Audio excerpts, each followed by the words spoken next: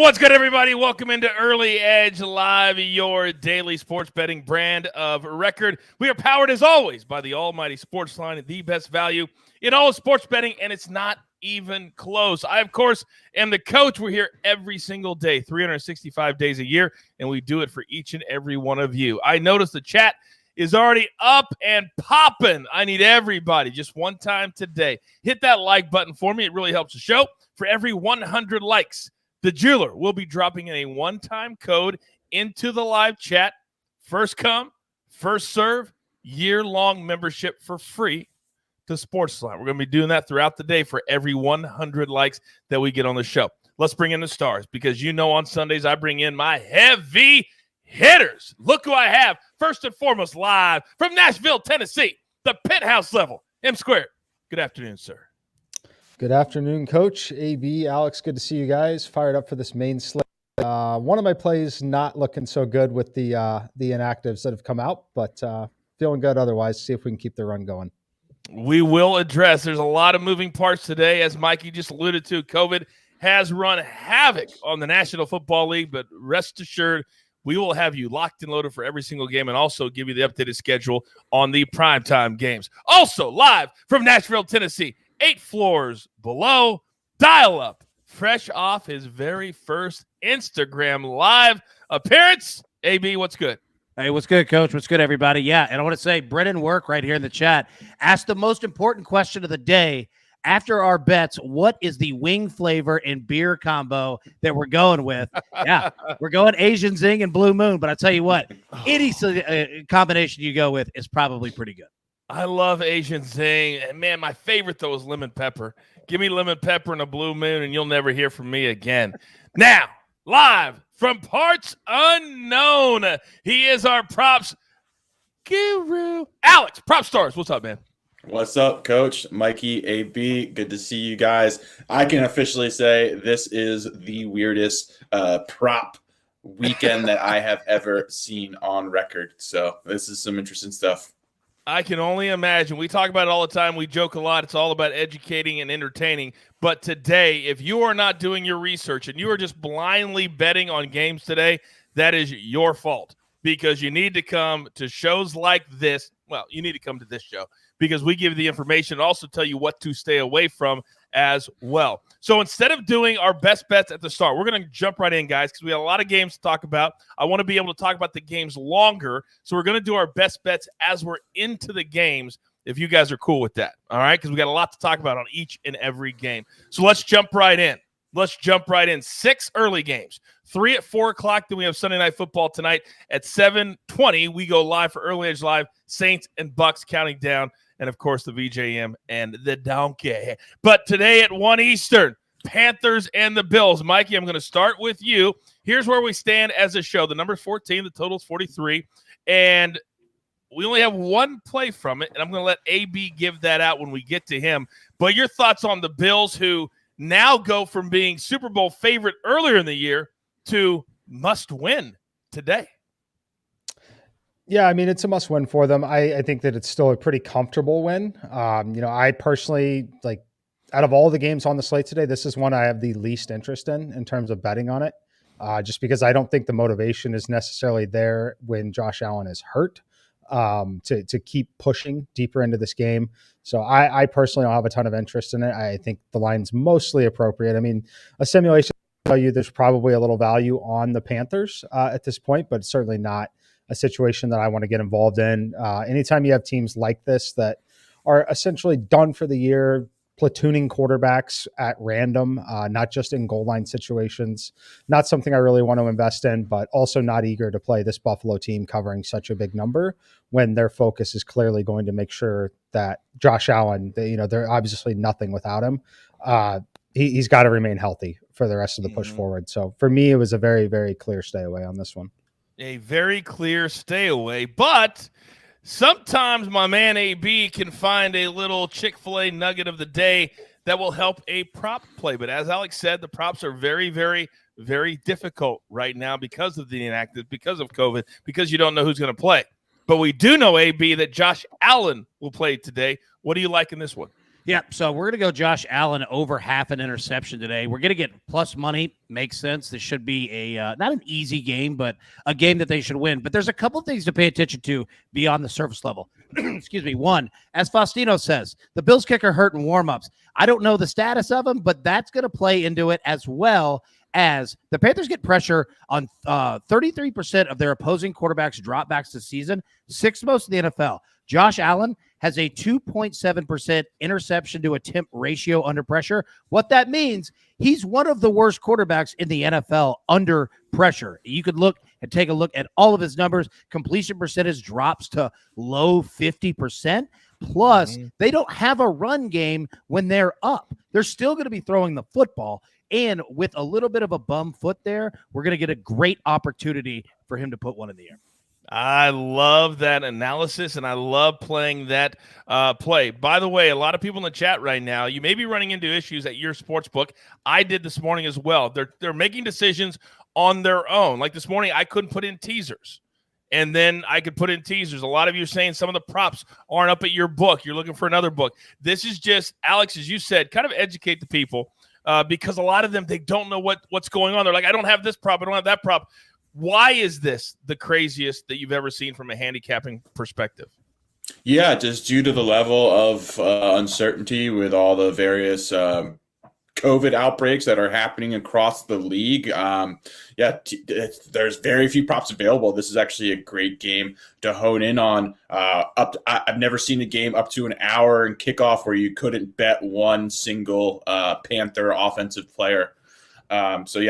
Very, very minimal props available. I would be extra careful in games like this where you have a massive favorite with a team that doesn't really have much to play for. And just across the board, there is just a lot of uncertainty, a lot of inactives, and just proceed cautiously.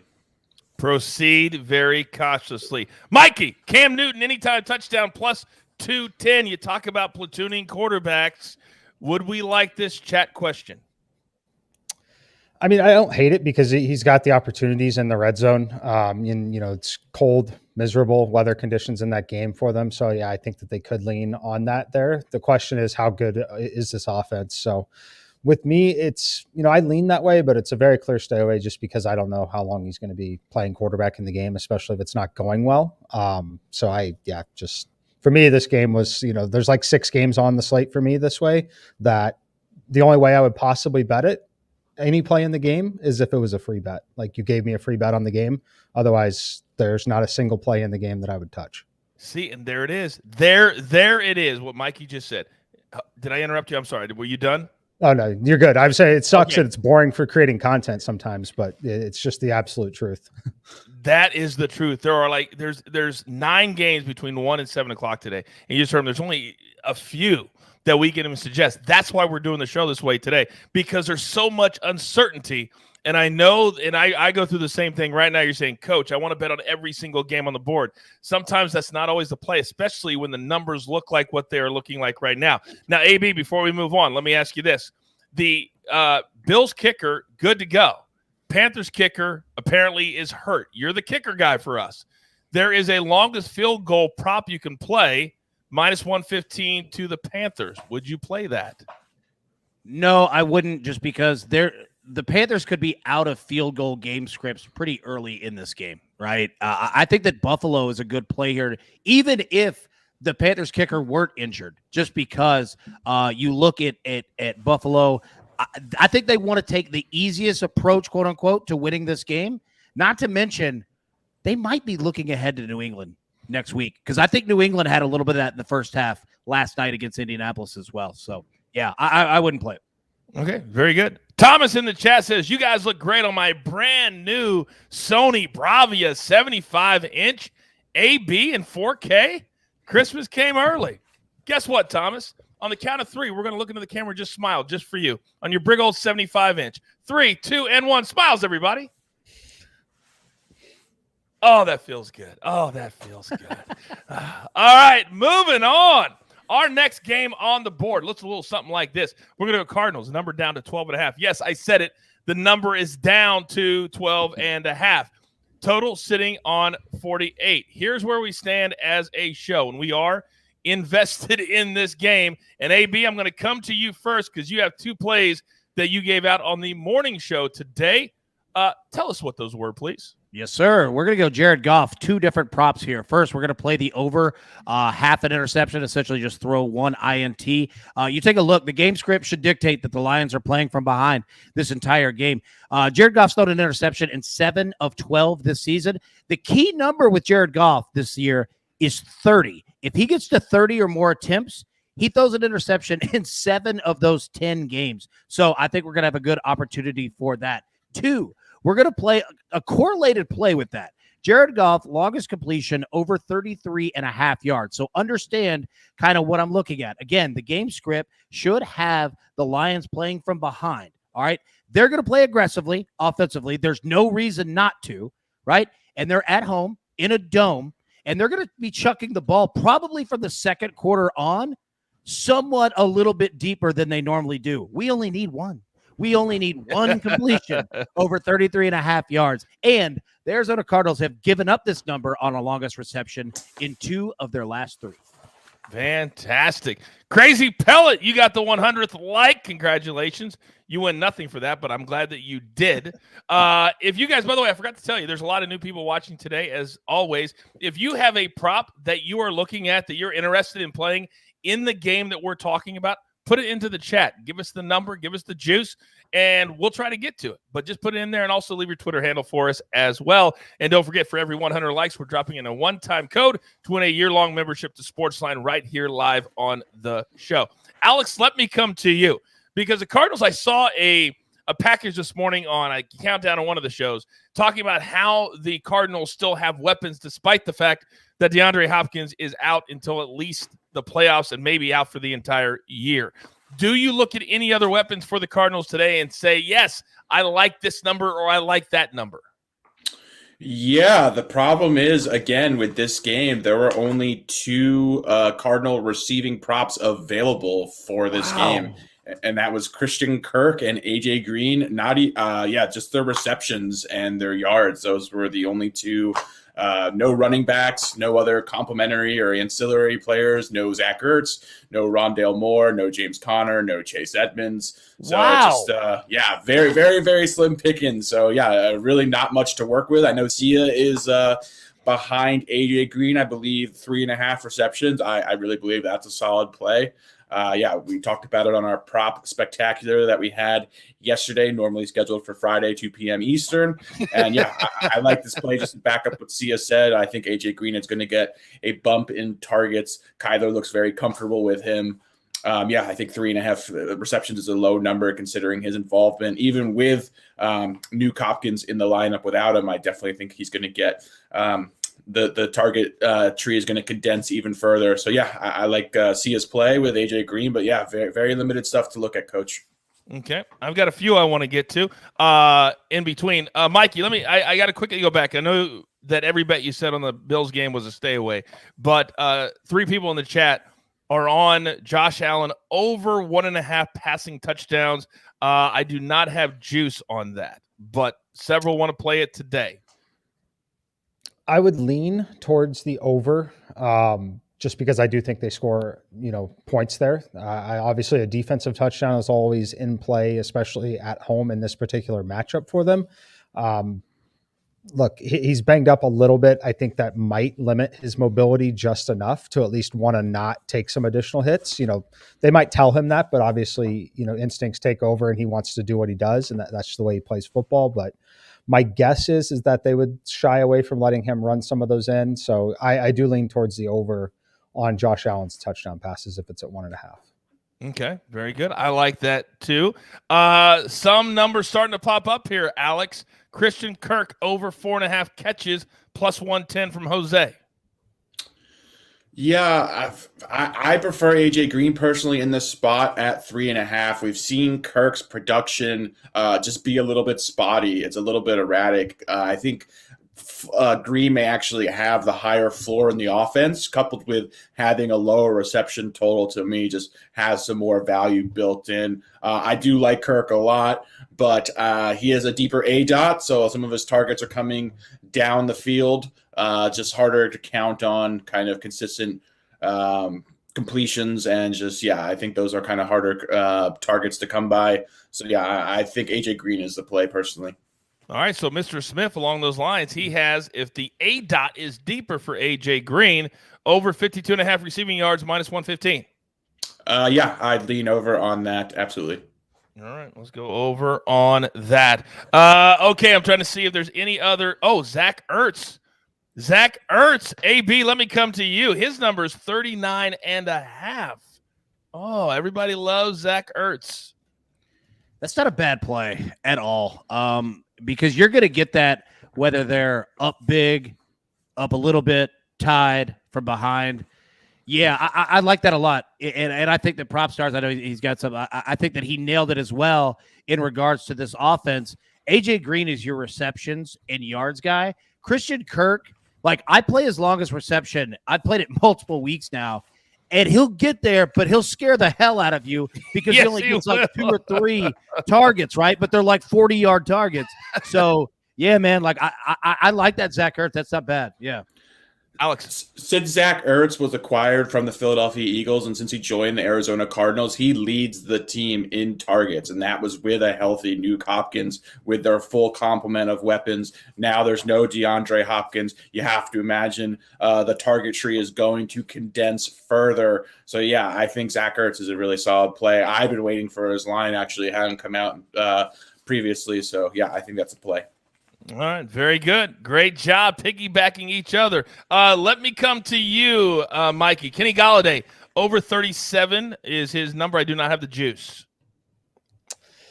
I mean, look, they should have the opportunity. The game script is basically what you want to make a play like this. I'm just not super confident in it just because of the quarterback situation is just brutal. I'm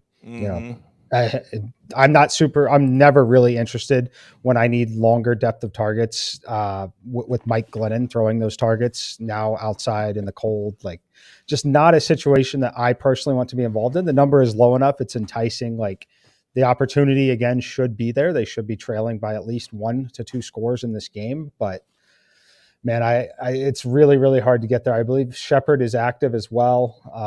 With Saquon Barkley being back there, the thing about the difference between Daniel Jones and Mike Glennon, with Daniel Jones, he's able to scramble and buy a little more time, allow some of those plays that are busted plays to develop. And that's kind of where Golladay would be thriving in this situation. Now with Mike Glennon, we're going to be he's going to want the ball out quick. He's obviously not super mobile. Looking for a lot shorter depth of targets. Now you've got Shepard in there. You've got Saquon Barkley to dump to. So, it's a classic case of I don't really like the under at this low of a number, but I'm not playing the over on it. But, okay. It's really what you think of Mike Glennon. If you're confident they can put up some points, then, the opportunity's there. No doubt about it. We'll get more into that game coming up in just a couple of minutes, but I'm trying to get to, if you guys put it in there, I'm trying to get to it as fast as I can so you guys have time to get the play in. Alex, let me come to you. Kyler Murray, we're always looking at his rushing total. Well, somebody has the opposite, under 29.5 because of the injury. Would we lean towards the under? Because he's dynamic with those legs. Yeah, I actually don't mind that. Kyler's been running a lot less this season as a whole. He's actually not really gone over this number more than 3 or 4 times. I don't have it in front of me, but he's not rushing a lot. The Cardinals are doing a good job of trying to limit his designed runs. He's throwing the ball a lot. Obviously, he has just a very, very talented, deep group of receivers that he is leaning on. So, I actually like this under. Okay, very good. Lean towards the under. They've got to start really telling him to stay healthy. They cannot do anything without him in the lineup. Long term. All right, let's move on to our next game. I love how, with the limited number of games, how much we can get into each one. If you have a prop from this next game, put it into the chat. We'll try to get to it if we possibly can. In this game, as a show, we're not heavily invested in. In fact, we don't have one best bet. That doesn't mean there's not opportunity here. Jets and the Dolphins, minus 10.5. The total sitting at 42. Alex, let me come to you to start, because this is a situation where you've got the Dolphins who have been dynamic defensively. And so when you're talking about offensive props from the Jets, I almost feel like all these are a stay away. No? Yes and no. However, we are seeing some very, very, very low numbers from some of these Jets complementary players. To me, that have a little bit of sneaky value. I saw Keelan Cole around 21 receiving yards. I think that is a play, honestly, considering that he has ascended to the number 2 wide receiver in this offense. He's running routes on nearly 80% of Zach Wilson's dropbacks. When a player is involved that much and his receiving line is in the low 20s, high teens, even a guy as kind of replaceable as Keelan Cole in an offense as bad as the Jets, that is awfully, awfully tempting. Similar thing with Ryan Griffin, the tight end for the Jets. I think he has a little bit of value. His prop is around 19 yards. I know he's had at least 4 or 5 targets in the past 5 games. He's been more and more involved. So, yeah, there are actually some props I do like on the Jets side, as hard as it is to imagine. On Miami side, there's a prop that I like quite a bit. I gave this out in my column. I will spoil it now because I believe the number is still available on at least 1 or 2 books, and that is Devontae Parker. His receiving line is at 53.5 yards. No Jalen Waddle in Miami's offense today. Devontae Parker is going to serve as Alex. Let me stop you real quick because I want you to go in this direction. It's now up to around 58 or 59. Yeah, at 58 or 59, it's a little bit of a stay away. If you could get it at 57.5 or below, I would still play it.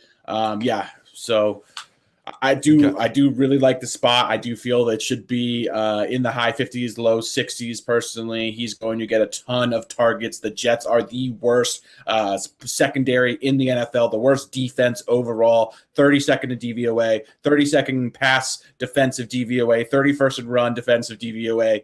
The Dolphins are going to have their way. They also have the longest active winning streak in the NFL. Very impressive. This Dolphins team is legit. Tua spins the ball a bunch. They are not the same offense they were last year. The books have had a hard time catching up to the fact that Miami is transitioned into a high volume passing attack. So yeah, there are actually quite a few props I like in this game. Man, I love that. See, it's opportunity. AB, what do you got? Yeah, so understand what you're getting into with this game. The Miami Dolphins, they run a man press coverage defense around 49-50% of the time, which is the highest in the NFL in regards to that. What I mean is that they play super aggressive, not only blitzing with their defensive line linebackers, but they'll blitz with corners as well when they know that you don't have a very good quarterback or a quick offense to get the ball down the field. Also, what PropStars just said in regards to them having the longest winning streak in the NFL, I'll tell you exactly why. They have the best red zone defense in the NFL, and it's not even close. So if you think the Jets are going to score, it's going to come on a longer play because they are just not giving up touchdowns. They're just not doing it. So, yeah, man, like this is a Dolphins play for sure. There are props to be had on both sides of the ball. All right, very, very good. Very good. Now, quickly, because he is our teaser. God, the Jets feel like a teaser opportunity, Mikey, but yet it would only go to 16.5 right now. That's a lot of points, but as we know in the NFL, they can lose by more than that. Would you tease them or stay away from them as a teaser opportunity? I mean, I think you could lean that way. You know, if I was playing like a donkey parlay on the game, for example, and like really putting things together, that's certainly what I would be doing. You know, initially I thought we were going to have a little more weather in the game. We were projected to have some heavy downpours during this game. Looks like most of that is going to hold off until after the game or at the very end of it, late in the game, potentially. The rain comes in and moves up. So if we were going to have more rain throughout the game, then I would certainly be more interested on that side. But overall, I think it projects as a spot where Tua should feast in this game. Even it's why we like Devontae Parker so much. So it's a stay away. I mean, it's probably efficient enough to get it at 16.5, but certainly not going to shock me at all if this Miami defense scores a touchdown late in some of these desperation spots. So no doubt. Stay away. If you had to tease it, I would lean towards the Jets side. Okay. AB, you got something else?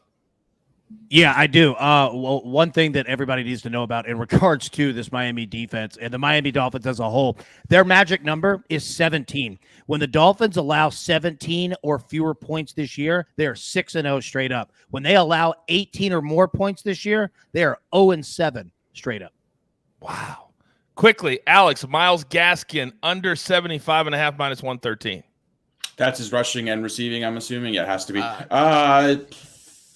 I think that's efficient, even though this Jets team is terrible. They're a terrible rush defense. Miami just does not have the personnel to effectively run the ball. You are just banking on a ton of volume from Myles Gaskin, who has one of the most ineffective starting running backs in the NFL. He ranks dead last in expected points. So yeah, this is just not a spot where I'm comfortable backing him. If there is, it's like maybe his attempts, but that's it. Okay, very good. Moving on, we have several more games to get to. So much good stuff today as we approach the bottom of the hour. You're watching Early Edge Live. We do it every single week at noon Eastern time, counting in all the 1 o'clock games and the 4 o'clock games as well. Continue to pound that like button for me. For every 100 likes, we will drop a one-time year-long membership free code into the chat. First come, first serve. All right, next game. A lot of interest in this one, just not from this show. It's another number that just screams yuck. The Cowboys, gentlemen, and I'm going to come back to you, Mikey. They're laying 11.5 points on the road. 11.5 points on the road to the Giants. Mike Glennon in there now. Daniel Jones out.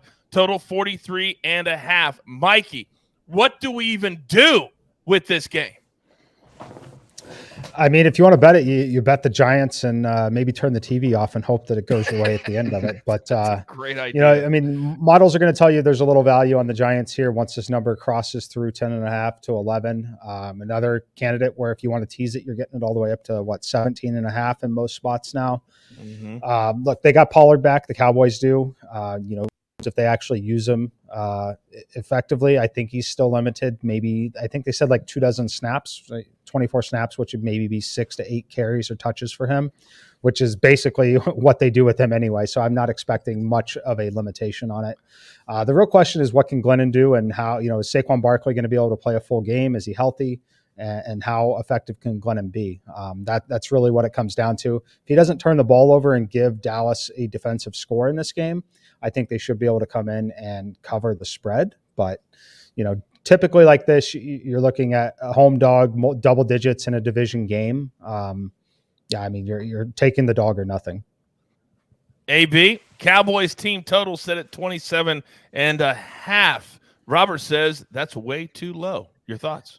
Yeah, you look at how the Giants play defense this year. They run cover 3 39% of the time. They run cover 1 15% of the time. You go back to that week 5 matchup between the Cowboys and the Giants. Dak Prescott had a lot of success in regards to both of those defensive fronts. Look, I'll tell you how Dallas is going to get after New York today. They're going to run the football. The Giants allow 125 rushing yards per game, 8th most of the NFL. I like that over on the team total. I love that a whole lot more than I like the spread. Absolutely. Yep. Okay.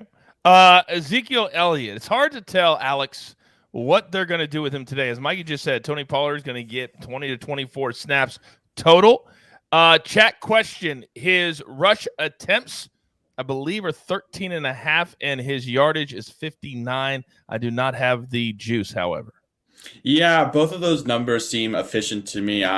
Mikey talked about how Pollard is going to be limited potentially on a snap count playing through an injury. Zeke has been playing through an injury as well. I think it's very evident if you look at his play. Pollard has been outproducing him. Every single advanced metric also points to him being a much more effective player. Zeke just doesn't have the same explosiveness that we are used to seeing with him. Also playing through an injury, playing hurt. I think these numbers are fairly efficient. I do understand it's a very encouraging or enticing matchup versus a Giants team that does struggle to defend the run, but just not seeing it with Zeke, not enough where I'm comfortable backing him. All right, so with that said, Mikey, let me come to you. Robert, chat question. Dak Prescott over 278 passing yards today. I mean, if you like that, I would lean towards the over in the game because they're going to need the Giants to put up some points to get there. Otherwise, I think they're going to be in some short fields from their own defense. And again, the focus is going to be on running the football. So I don't like it unless you like the over in the game. I think the number is mostly efficient. I would expect it to come in between 250 to 270, somewhere in there. But I'm certainly not hammering the over on it unless you like the over in the game, or frankly, a Giants team total would be one that would be required for that to get there. Okay, very good. All of that for the Cowboys and the Giants. Hopefully you got all that in. Moving on to our next game on the board. It's the Titans and the Steelers, which I think could be one of the games of the day. AB, let's start with you. It's a pick'em right now. It is 43.5 is the total. Make sure I have that right. Correct. We're very invested as a show in this game. RJ White is on the Steelers when it was at 1.5. AB, let me start with you, and then Mikey, I'll come to you because I know you both have plays in the game. AB, you can start. Yep. So we're going to go with Titans tight end Jeff Swaim over 2.5 receptions. I think that this is going to be a back and forth game. And you look at what the game script, how it's going to be, it will be grinded out. Jeff Swaim has eclipsed this 2.5 number in 4 of his last 5, essentially since Derrick Henry has been injured. Okay. So Swaim has caught 16 of his 19 passes in the last 5 games. He's very much trusted by Ryan Tannehill. So I like this number over 2.5. Also, I don't have an official play on this, but understand the Titans are the highest scoring team in the NFL in second quarters this year. Looking at them in terms of minus half a point for the first half might not be a bad play. And the Pittsburgh Steelers are one of the highest scoring teams in the fourth quarter this year. So looking at them in the second half might not be a bad play as well. Last one, your Chick-fil-A nugget of the day. Mike Vrabel with the Titans. After playing the Jaguars, he's played them 7 times. He's won the next game 7 times. There you go. Damn, where do you find this stuff at? That's all I want to know. Where do you find this stuff out? Shout out to Noah just showing up in the chat. We appreciate you. Mikey, let me come to you because I know you're looking at a different play in this game. What do you got? Yeah, definitely. So I'm on the over in the game. Unfortunately, the line has moved to the point where it would only be a lean for me. You could still get there. I think what's currently all the way up to 43.5. So I played this on Tuesday in the mega preview at 41.5. Basically, anytime the game is under 42 in these spots, we're going to be leaning towards the over. What I love here on the Steelers side of the ball is this is one of Ben's last 2 home games pretty much ever. He's basically said he's done. And we don't think he's playing anywhere else. You saw it in one of the last games. They were just getting absolutely destroyed. They let him play and let him throw the football all the way until the final snap, spiking the ball, calling timeouts, down 3 scores all the way. He's going to get every last stat that he can, and I like that a lot here. I think that helps push the over in this one. I also have the Steelers in a little bit of a teaser. However, I have them teased with the Ravens. And the unfortunate news there is it looks like Lamar Jackson is not going to play for the Ravens today. So not officially out yet, and actives will be out later today because that is an afternoon game. However, the market has moved pretty drastically on this one. They're all the way up to a 9-point home underdog now. I took them when they were a 5-point home underdog. It's moved the exact amount in my simulations that would reflect the difference between Lamar and Huntley. So if you want to go play it still, you can. The number at 15 is fine, obviously getting through 2 touchdowns. But the Steelers, you're obviously not getting them at +8 anymore, which is the problem. So the teaser that I have is when the Steelers was +2 on Tuesday. I have them +8, Ravens +11. So getting a lot more value on the Ravens side, but unfortunately you can't pair it with the Steelers because you're only getting them at +6, which is definitely a stay away. And the moral of the story is watch our mega preview on Tuesday to get the numbers. Hence, the name of the show is what? The Early Edge. Brandon in the chat, Alex. When we're talking Steelers, we're talking one name. Your favorite player in the National Football League, Pat Freiermuth. Over 30.5 receiving yards at -110. Talk to me, Alex. Yeah, I don't think that's bad. I haven't seen that line. That must be a somewhat fresh one. I think that's solid. I tend to look more towards my guy Pat Freiermuth's receptions. I think the yards are going to be a little more volatile than his receptions personally, just because Ben likes to look his way in short area where they need a couple of yards, or if they're in the red zone, and those could obviously be very short completions. So yeah, I tend to favor his receptions line if it's sitting around 3.5. That is where I would look, but 30 is a pretty low number. So yeah, I think that actually has some value. Quickly, Najee Harris, a lot of people. Oh, did you have something maybe on that? Well, you were probably about to get to it. Like, go ahead with yours, and I'll jump in.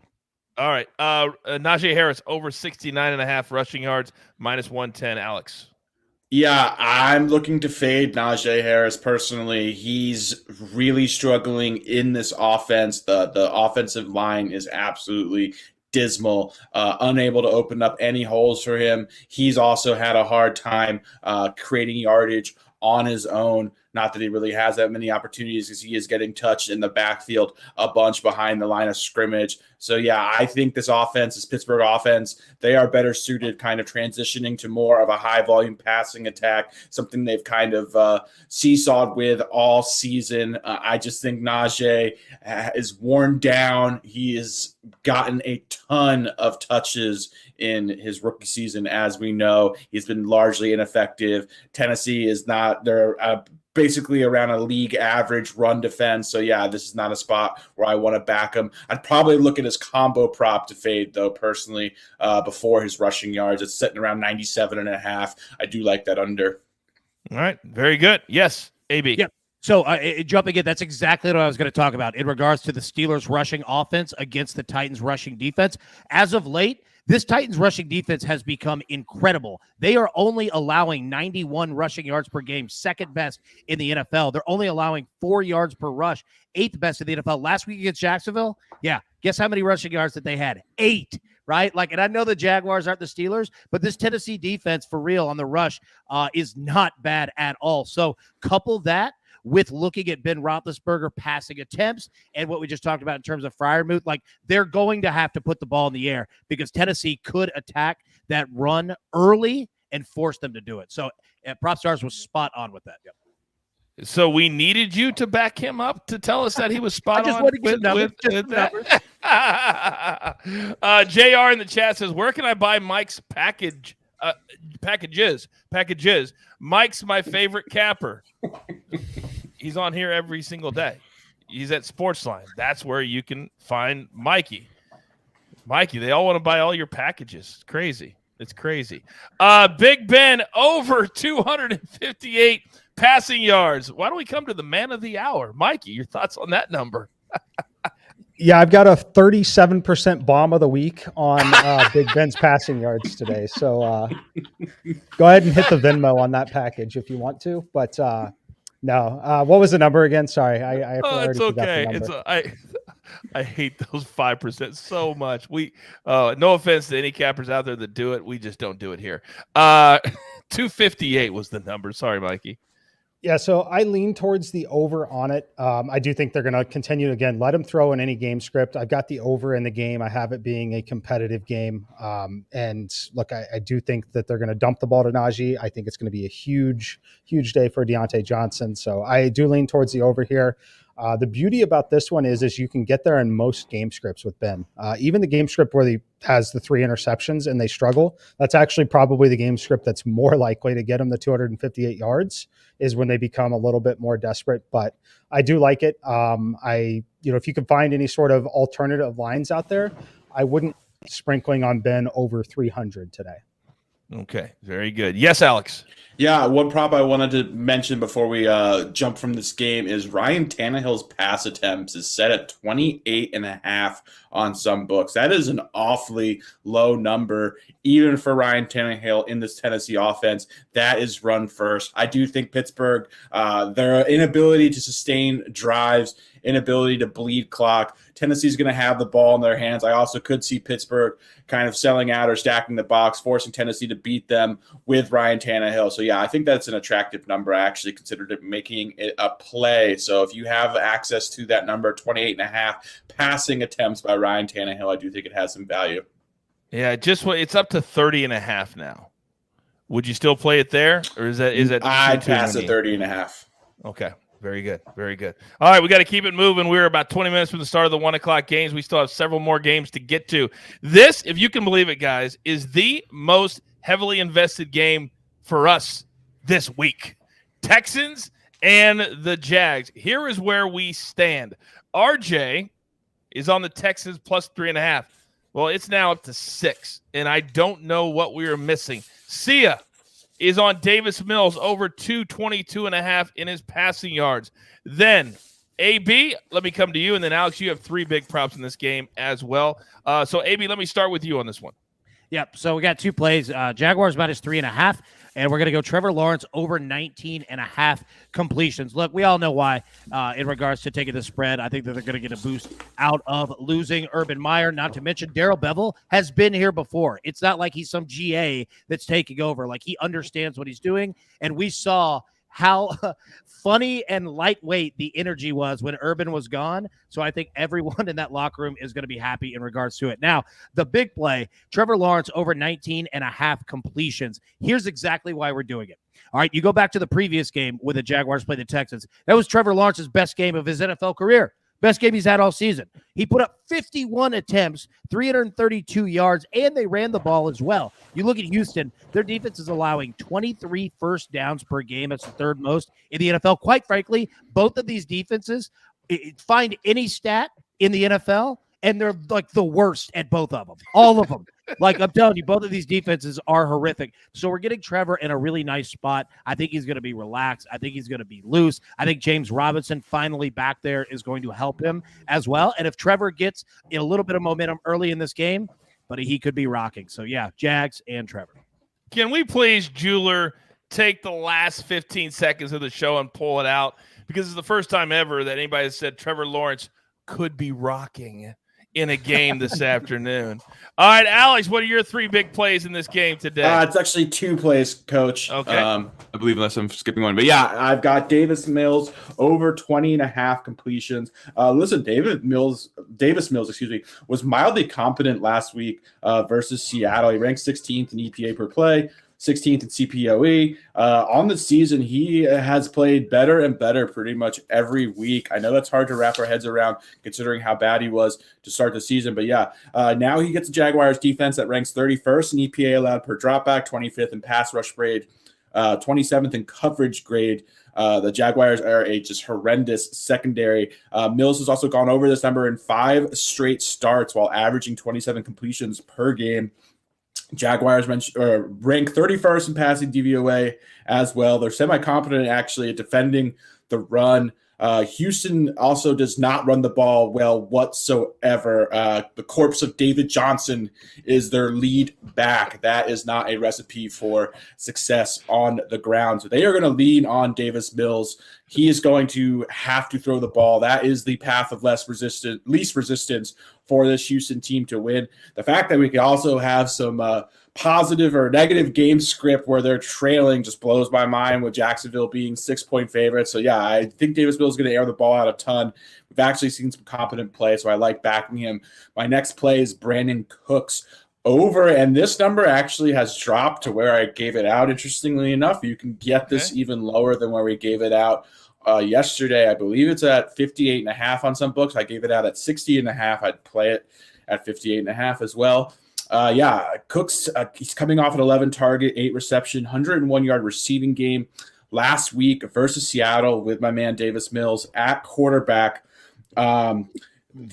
Like I mentioned, Houston they're going to throw the ball a lot in this game, in my opinion. That is going to be the path of least resistance for them to win the game. They're going to take advantage of this very bad Jaguars pass defense. Cooks has a 27% target share, 41% air yard share. Only Justin Jefferson, Tyler Lockett, Terry McLaurin are in that same category. So this is a potential spike spot for Cooks, in my opinion. He's also been noticeably better with Davis Mills at quarterback. So yeah, I like this stack. I like playing Davis Mills, and I think Cooks is going to have a big game as well versus a terrible Jacksonville secondary.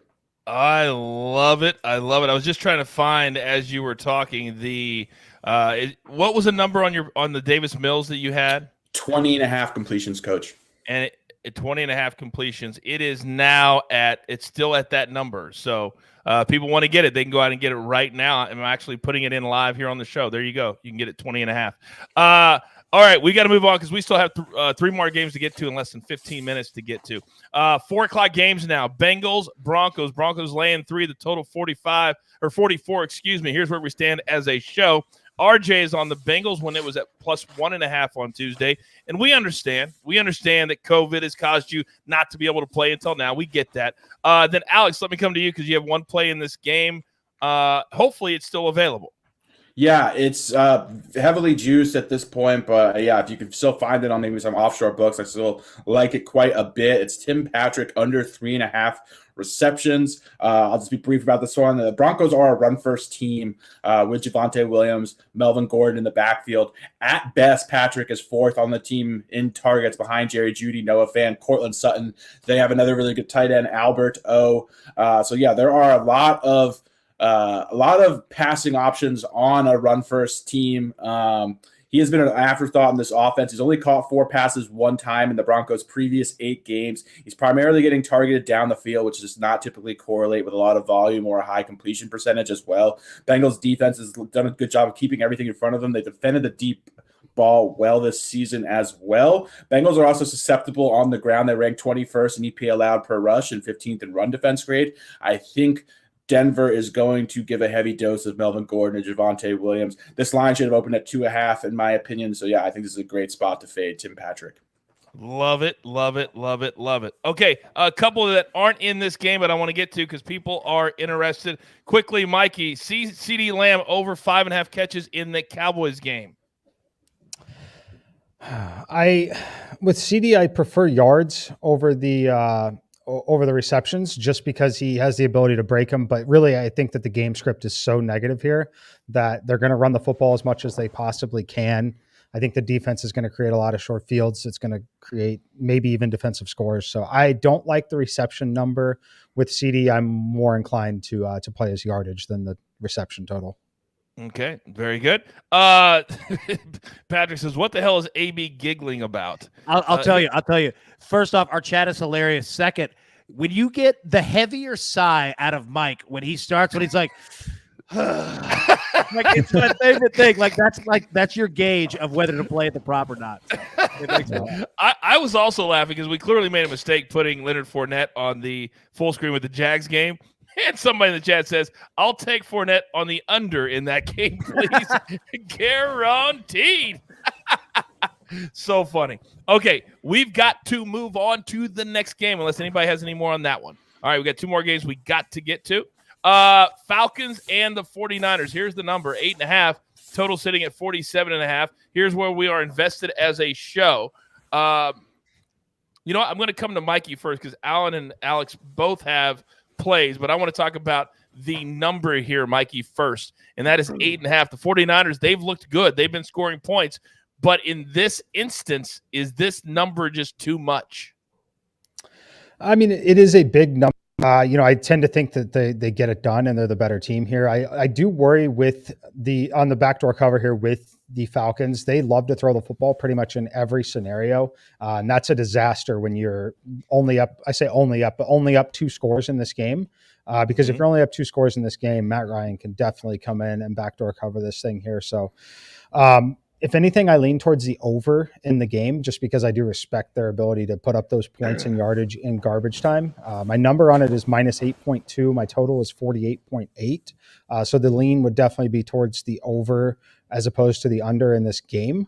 Again, I would look at some of those pieces for the Falcons as I do think that they're going to rack up some pretty nice stats in the second half of this game in terms of like player props. I think that there's going to be ample amount of garbage time for some of those guys to get there. So how I would play the game would be looking at some of the players on the Falcons side and looking for passing type props on that.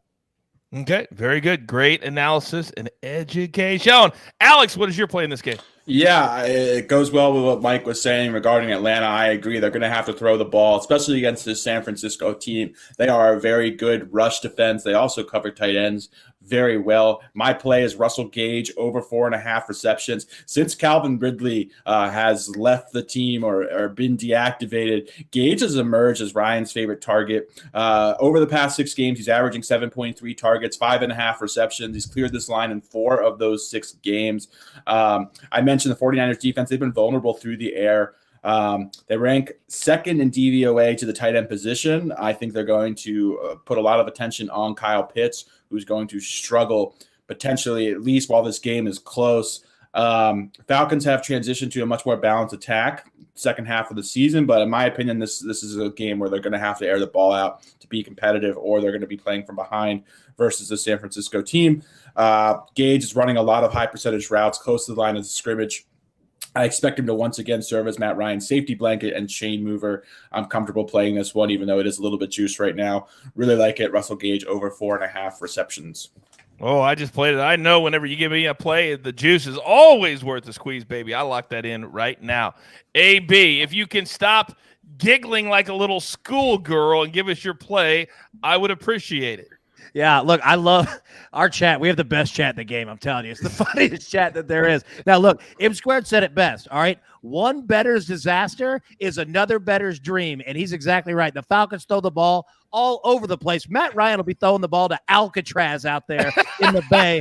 So we're going to go with Matt Ryan over half an interception today, not only for that, but the game script dictates that they should be playing from behind. So, yeah, Matt Ryan's going to put one in the air today. I'll go ahead and play that.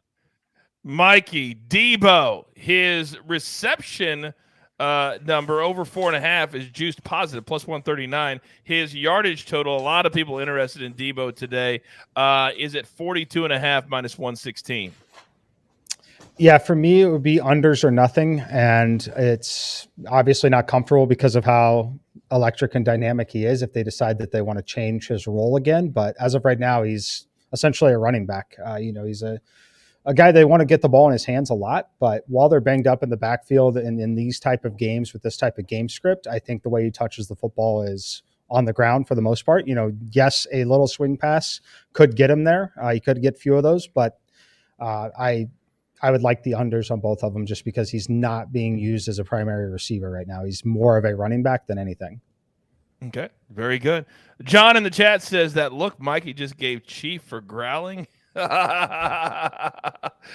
on, he doesn't look like that at Chief. Chief is our superstar here on this show. All right, quickly, we got to get to the final game because we're gonna save Sunday Night Football for Sunday night, 7:20 Eastern, right here live. If you don't subscribe to our YouTube channel, you're watching us right now, hit that subscribe button, turn on those notifications. You don't want to miss 1 minute of any of the content that we drop all the time. AB, let me come to you because this number has just skyrocketed. We don't have any official plays in the game, and for good reason. The Packers on the road, laying 9 against a Ravens team that, yes, they are a playoff team by the numbers, but right now they're ravaged by COVID. Lamar Jackson is going to be out today.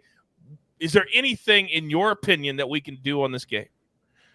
Play Green Bay props. Devontae Adams, I think he's gone for 100-plus yards in 6 straight. Play Green Bay rushing yards. Other than that, Baltimore, stay away from them. Even before, somehow they have the best kicker in the NFL, and they always need a 2-point conversion. I don't trust this team with anything. If you're going to do it, play Green Bay props or stay away completely. Alex. Yeah, AB nailed it with Devontae Adams, in my opinion. This Baltimore secondary is going to be without Marlon Humphrey, their best cover corner. We obviously know Marcus Peters got placed on injured reserve early in the season. Also without safety Chuck Clark, Deshaun Elliott as well. Their entire starting secondary coming into the season is going to be missing in this game. They've been struggling as well when they were healthy. So, yeah, there is not the best depth in this Baltimore secondary, in my opinion. Devontae Adams should be able to have a field day. Mm-hmm. Mikey, do you got anything on this game? I have him in the teaser at plus 11, the Ravens. Again, it's not going to happen now with Lamar likely sitting out in this game. I lean towards the over once Lamar is officially ruled out. I think that the Packers will be able to run it up. And then Huntley, I think, is more than serviceable in the garbage time. And I do think they'll be able to put up points on their home field. So I do lean towards the over here. There's no props available in this game. There are 3 receiver props available. Marquez Valdes-Scantling, Devontae Adams, and DeGaya, I believe, the tight end for the Packers are the only 3 props available. When they become available, he had some really, really nice chemistry with Rashad Bateman last week, which makes a lot of sense. Guys that they typically practice with more often than not as being a backup QB. So I would look to some of the Bateman props depending on how high they come out, when they come out, if they come out. If not, it's lean towards the over in the game because I think the conventional wisdom here might even drop this total to 44 and a half once Tyler Huntley is announced as the starting quarterback, and I actually think that helps the total, not hurt it. Fantastic. Alex, close us out. Yeah, just to jump on what Mike said, I agree regarding Huntley. He was looking Bateman's way a ton, also Mark Andrews' way a ton. Pretty much the vast majority of all the targets were going to Andrews and Bateman. I also did hear that there is a line on some book floating out there on Huntley's passing prop at 205 yards. I do think that's very playable if you can find that. All right, very good. A nice way to end with a little bonus play there. So quickly, let's put up the full screen jeweler, and I like to end every single show with my guys telling you exactly what they're most looking forward to today as you take a look at our best bets for the entire afternoon. So, AB, why don't you start us off? You don't have to read your best bets, just what you're looking forward to. Yeah, well, I'll say this. There's only one team in the AFC that controls its own destiny, and that's the Tennessee Titans. If they beat the Steelers today, they're back in first place. Yep, see if they do it. Alex. I am looking forward to hopefully seeing some competitive football because there are some huge mismatches this week. So, yeah, I'm just hoping we see some good football and we all hit our props. Mikey. Yeah, I'm looking forward to that Titans-Steelers game. As AB mentioned, huge in the AFC, huge implications on both sides. Obviously, as a Kansas City Chiefs fan, you should be watching this one pretty intently as well. Big Steelers fans today. I'll take the over here and really looking to see what Big Ben can do in one of his last few home games of his career. And I am looking forward to spending the winnings that I made today on the soccer plays from our soccer-only episode. If you didn't watch it, Martin W. Green did it again. He just keeps on picking winner after winner after winner, and all those shows are right here on this channel. All right, that's going to do it. We're back here live tonight at 7:20 Eastern Time, so there's only one thing left to do, and you all know what that is. You've got your marching orders. Let's take all of these tickets straight to the pay window. For my entire crew, Dial Up, M Squared, Prop Stars, the jeweler who puts it all together as the executive producer of the brand. I am the coach. We grind, and we grind for you. Let's have a great time. Let's cash these tickets, and we'll see you tonight right here on the Early Edge. Good luck.